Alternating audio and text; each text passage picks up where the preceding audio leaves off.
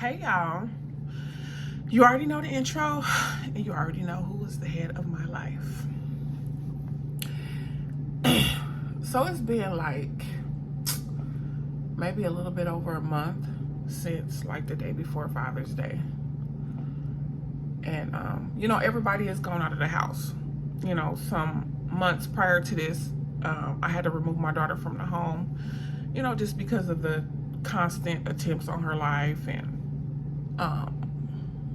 psych wards and stuff like that, and it was just became too much. And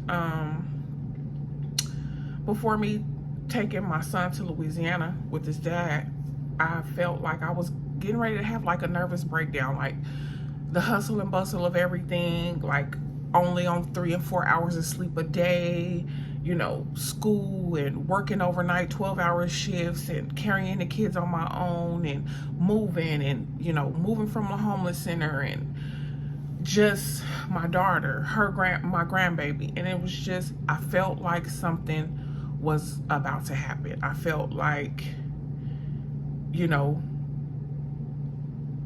if something drastic didn't happen, then there would be something dramatic or some type of catastrophe, whether it be with me, something happening with me, or maybe it be me and something happening with my kids. Like, it was just to the extreme, right? And so I was in a 13-year marriage, and it's been about like 6 years, that I left, and just been doing this all on my own. I'm just like, the exhaustion is like so gruesome and something that I never even imagined. My special needs son, and then I have my daughter, hearing voices and seeing shadows, and trying to take her life every few months, and having to quit jobs because I couldn't, you know what I'm saying? And it was just too much. And so, but ever since I had my first daughter, I think I was like 23, being a mom has been the greatest blessing and burden, is what I will say. And this is my truth. You don't have to agree with it. I don't give a damn. It don't matter. But why would you call your kids a burden? Because it is what it is. Because it is what it is. The job was never meant to do it alone. The job was never meant to be carried by one person. It's just too overwhelming, and it's just uncivilized. It's not human. It's not realistic, is what I would say. It's not human. It's human because plenty of humans is doing it by themselves. It's not realistic. And so, but my kids are all I know. My kids are all I do. And I've given 100% of myself, 1,000%. Like, they're all I know. They're all I've ever done. Like, no matter, the burden, no matter the struggle, no matter, what came and what went, they're all I know. They're all I know how to do. They're all I know how to love. They're all I know how to protect. They're all I know. I go to work, come home, take care of my kids. I'm with my kids. You know what I'm saying? I'm TJ, my special needs little boy. He's 9 now. Sleep with me, sleep up under me, always together, glued to my side, like literally in the NICU for 7 months with him every single day. Every single day, helping him fight through this and just praying and just being there, and just, I'm a mom. I'm a mom. I'm a real life mom. And so, in this new season, right after I dropped my son off to be with his dad thinks he's only going for the summer. Newsflash, if you watch, I'm not coming to pick him up until after the school year is over. I'm not coming back. No time soon. I move. You don't know where I stay. I had to make this decision. I prayed about it for months and months and months and months and months. You know, what am I gonna do? But then when I came back, my daughter is usually the one who keeps TJ, and she was the one who was here with the kids while I work overnight 7 to 7. And so when we got back, not even 24 hours later, she was just like, I'm ready to start this journey, getting on my own. There's a program for her and the baby to where she could, help get on her feet, and, the program will help her, get her own place and all that and all that. So within that 48 hours, the entire house was empty. When I tell you, I was vomiting and just sick for like 2 days. Vomiting, dropping her on, vomiting, just like, what am I gonna do? Like, how do I move? How do I go forward? Like, how do I, y'all, I'm telling you, I have not left this house. I only leave to go to work, come back. I do not go to the gym. I have been in the bed. And I was talking to my best friend, and she was like, Shantara, you have to look at it as because I was so exhausted. I would call her crying, like, I could barely, my heart was having palpitations, like I could barely breathe, like I'm so exhausted, like I feel like something is about to break. Like, I don't know what is about to happen, but I am at the end of my rope. Like, something has to change, and it has to change now. Like, I'm human. I can only do so much. You have to look at it as, God giving you rest, and, just take this time to, I'm like, I'm doing nothing though. Like, I don't know who I am without my kids. I don't know who I am without my kids. I don't know what to do. I don't know what to do. A house that was once filled with chaos and laughter and, the things I would turn the TV down, but yeah, complain, but it was my life. It was my life. I just needed a break. Like, and I've been laying here like, why does everything have to be so drastic in the contrast? Like, all I wanted was their dad to help me raise his kids. Like, why does it have to be to the point to where now the kids are way over here, and I have to go this long amount of time before I can even pick the kids up? Like, if I even were to bring, and TJ is just texting, and we're all having separation anxiety. He texts and texts, hey, I want to come home. And then the things I would ask, he's so smart. Like, I would tell him, like, go sleep in the living room. You kicking me out of my bed, or your legs or whatever is in my back, or blah, blah, blah, because we had to downsize. And he was like, can I come home with you? He was like, I would sleep in the living room. Like, I would, I want to go home. Like, I want to come with you, like, every single day. And I'm just like, there's nobody to even watch you. You don't even have a babysitter now, until Deanna gets out of this program and gets her own place. Like, I'm going to go get my baby. Like, I don't know what to do. But as, I've been crying. I'm like, let me just get on the video and just, pour out my feelings, and whoever want to listen can listen. Whoever you got to input, have an input. Hey, at this point, it really don't matter. I'm just getting it out because I've been in the bed. Literally, look at these bags up under my eyes. I cannot sleep. I'm like, who are you? And I know it's gonna take some time, and that's where I am now. I'll probably get back to working out and, get back to figuring it out. I started counseling and working through all of that, and nobody told me that counseling would like take these layers and start. My first counseling session was so deep and so heavy, going all the way back to the beginning.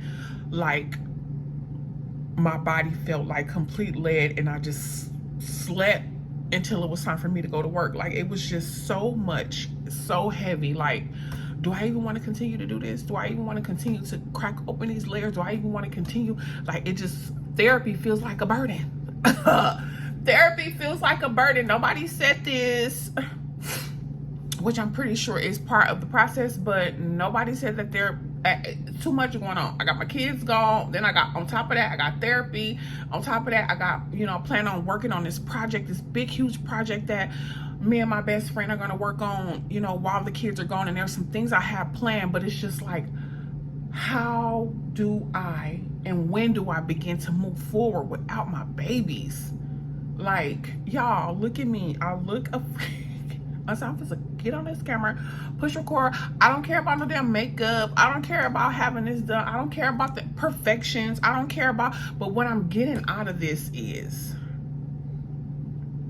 you know, and another thing I've been to is being careful about what I'm watching, you know, and always, even when I had my baby TJ and found out that he wasn't able to do sports, and then I have, you know, with Tariana, with all the stuff that she was going through, you know, I'm careful about, you know, not watching other people's kids like in sports and, you know, doing the fun activities, or being a, you know, baseball mom or a football mom or a soccer mom, and you know what I'm saying, like all of those things. Like, I'm careful not to watch those things because I don't want to compare. I don't want to feel a certain way, because that's not where I am with my kids, and that's not, you know, where God has pushed us and directed us to. Like, we're doing something completely different. And so what I'm learning is, just, it's okay if you're in a season of just sitting and doing nothing. Like, how long have I been saying I'm so tired? I'm so tired, Father God. Just please help me. Just, I need a break. Like, please help me, Father God. But you never really get what his plan is for the stream. Okay, Father God, I said I needed a break.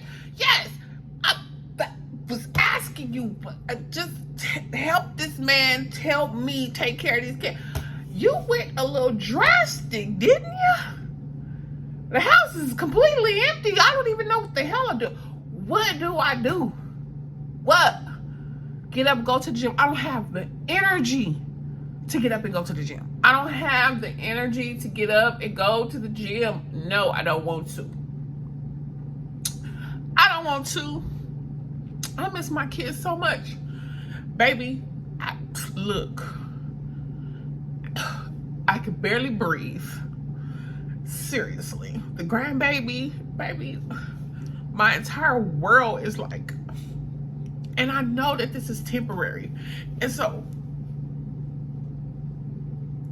what I'm learning is to be okay with feeling or seeming like you're doing nothing. You know? Learn to embrace where you are and be okay with just sitting and allowing your body to heal. You know what I'm saying? Allowing all of this trauma. Imagine for years on end, every few months you walk into the house and you find your daughter from a suicide attempt. You know, psychiatric wards and counseling sessions, and having to listen to her talking about what the voices are saying, and voices are saying to hurt you, hurt your family, hurt your mom. Just imagine all of that stuff and having absolutely no help and carrying it all on your shoulder for years. Imagine having wicked thoughts to where just, let's just do this whole thing and everybody, let's just go on to glory and be done. Imagine having those type of thoughts but can't say it out loud because you will be condemned. Imagine, like, how much more can a human bear?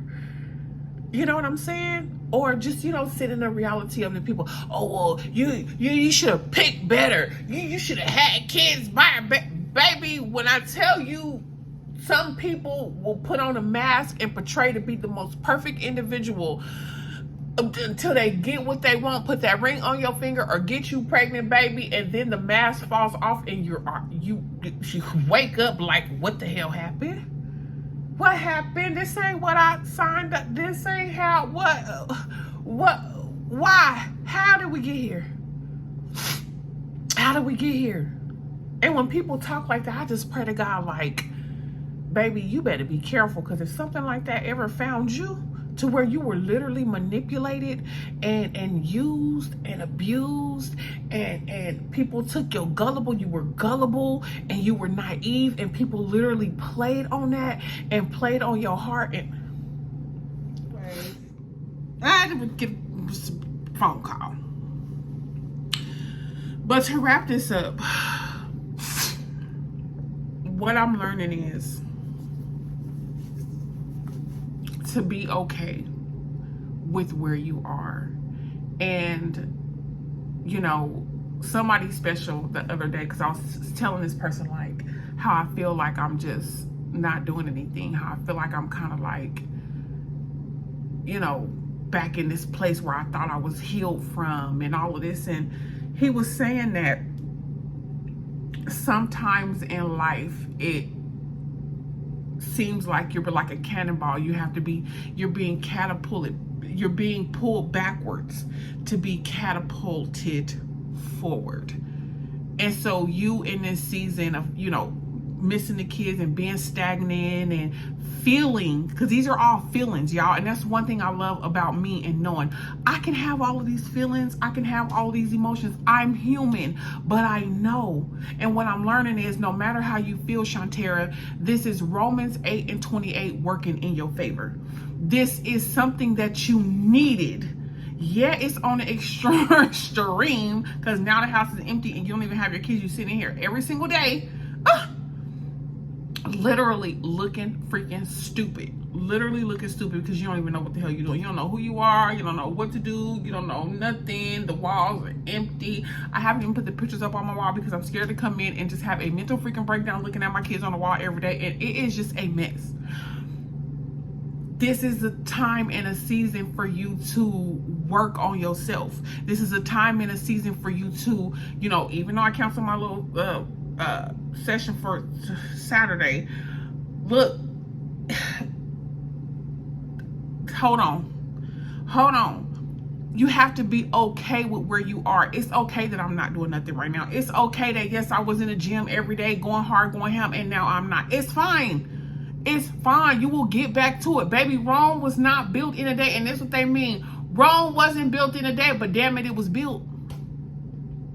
It wasn't built in a day, but damn it, it was built.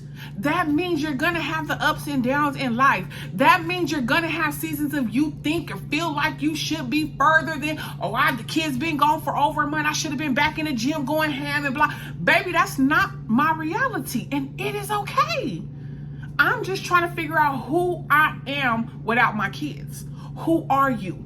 You know what I'm saying? Take the time for your nervous system to calm down and heal itself. You know what I'm saying? Be okay. TJ bugging. He was bugging when you was here. I want to go with my daddy. Now you over there with your daddy. You want to come home. Boy, stop.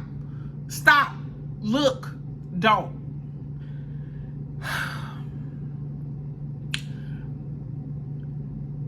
For I know the thoughts and the plans that I have for you, declares the Lord.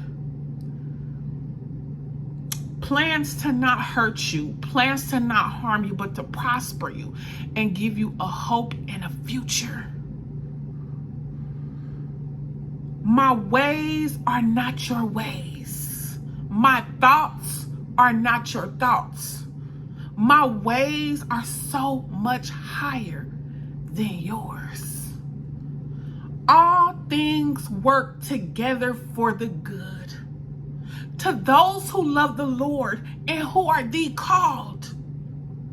I'm making everything beautiful in its time. When the time is right, I, the Lord, will do it.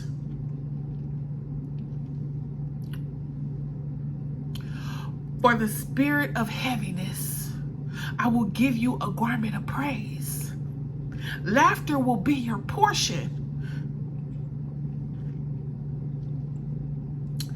It's all temporary. As long as we are learning and growing. And what I'm learning through all of this, and what I heard God say the other day, all day, was, do you trust me? Trust. Trust is all he wants. Do you trust me? And when we say we trust God, it has to go beyond our feelings, beyond our, not to say that he doesn't care about how we feel and he doesn't care about the things that we go through, because he's there in it. You're human. You're going to experience these things. But do you trust me while you're sad? Do you trust me while you feel depressed? Do you trust me while you feel lethargic? Do you trust me in your mess? Do you trust me in this new season? Because Amos 9:13 says things will happen so fast your head will swim. one on the heels, one head on the heels of the other, one on the heels of the head of the other. And everywhere you look will be blessings, showers of blessings. Wine running off the hills. Something I'm paraphrasing. Do not add to or take away from the word of the Lord, but you know what I'm talking about. Amos 9:13. So even in all what I'm feeling, even in all of my emotions, I'm learning to be okay with the season that I'm in, being careful about what I'm watching. Okay, you know you're not in the gym right now, so hold up on watching all these people in the gym going hard and going ham and obtaining their goals, because that ain't that. Look, we will get there. We will get back there, but right now, this is where I am, and I am soaking this up, and I'm learning to embrace where I am. And I know that things are going to pick up with this project that we're working on, and, you know, some things that we got to get off the ground. You take the rest, embrace where you are, and be okay in it. Know that this house will be filled up again with joy, with laughter, with chaos, with scheduling, with having to do all that. That was my life. That is what I love. I just wanted some help. It's going to happen again. It's going to happen again. This is not forever, but it's necessary.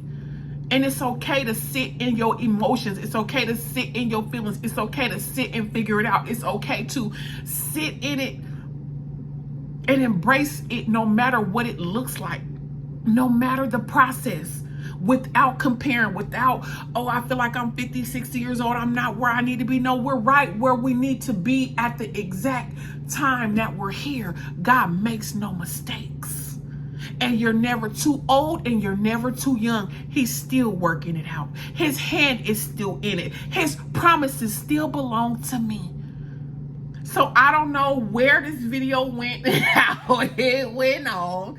I'm going to piece it together, and I pray that you got something out of it. I'm going to just record today. I ain't recording nothing. I got so much to say.